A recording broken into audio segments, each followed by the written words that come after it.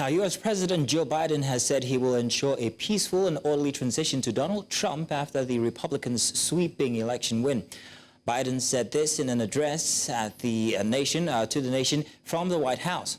The U.S. president also urged Americans to lower the political temperature after Donald Trump's sweeping election win. And now to speak more on this, we're joined by Laurie Laird, who she's a world affairs commentator. Laurie, you're welcome. Thank you very much for joining us tonight. Now, Laurie, if you're there, I'm going to go straight to asking you this question. I'm wondering what steps can be taken to address the heightening tension, just like Biden has just told. He's just asked for people to lower the political temperature. What steps could be taken to address the heightening tension when it comes to the division within America's society following the elections? You're not the only person asking that question. A lot of people are asking that question. And it's not clear. Tensions remain so high. I'm not sure what anyone can do at this point. But I do think Biden took some steps to do that. He ensured that he would work with the incoming Trump administration. He made those comments, as you mentioned, about ensuring a peaceful transfer of power. And, well, that was a little bit of a dig at the Republicans. It is an appropriate thing to say. I think one thing that is important here is that this was not a close election. This was wasn't a landslide, but it was a resounding win for the Republicans and Donald Trump.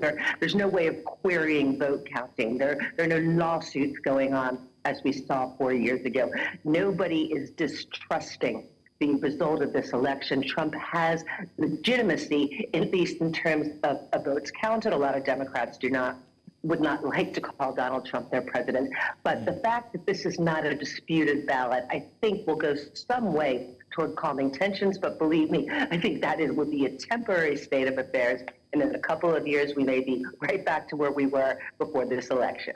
Yeah. Now, Laurie, before you came on, we were having conversation from earlier, and we were asking the question, was it the right candidate? Did the Democrats actually choose the right candidates? Well, Harris only had 15 weeks to actually pull off what she pulled, and we could see that running up to the elections, it was a close race. So the question still is, was she the right candidate? Well, there is a lot of blame going around in the Democratic Party here, and I hear from colleagues that are active in Democratic politics that a lot of questions are being asked, and that the mood within the Democratic Party is pretty tense. You pointed out a paradox here, though, that people did not. Harris had a very short time to campaign, and we see people told pollsters they didn't feel they knew her. But yet that's a paradox, right? She was vice president for 3 years. So it's difficult to sort of square that circle, isn't it? This woman was in the second highest office in the land for nearly 4 years. Yet the American public didn't think they knew her. And that's sort of an interesting paradox. It says something about the role that Harris played as a vice president. I would say that the original sin here, though, was Joe Biden not regarding Kamala Harris as almost a co-president from day one. This was the oldest president in history, and Kamala Harris should have been by his side through so many of the big decisions. The American people should have known much more about her. In fact, until she got on the ballot in July, I almost forgot what she looked like. I didn't know what her voice sounded like. And I think the Democrats made a much bigger mistake by not elevating her sooner in this presidency. Now, many have said that there are plenty of wins to see when it comes to the Trump win. They've always talked about the fact that perhaps maybe the Israeli-Hamas war might be something that he could tackle, or even the Ukraine-Russia war. What's your stand on this? Well, I think internationally,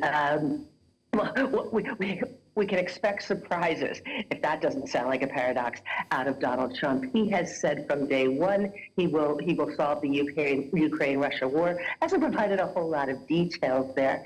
As for the Middle East, we know that Benjamin Netanyahu, the Israeli prime minister, is delighted with the attitude of Donald Trump. But foreign policy has always been a little bit of a puzzle for Donald Trump. He has always been very erratic. We know that he has never regarded alliances as particularly important. He said some very negative things about NATO, going up to the point that North Atlantic Treaty Alliance, which unites America and European countries, and the bit of NATO was an attack on one country is an attack on all. But during the campaign, Donald Trump said, if NATO members do not spend a certain amount of their national income on defense, I don't care if Russia attacks them.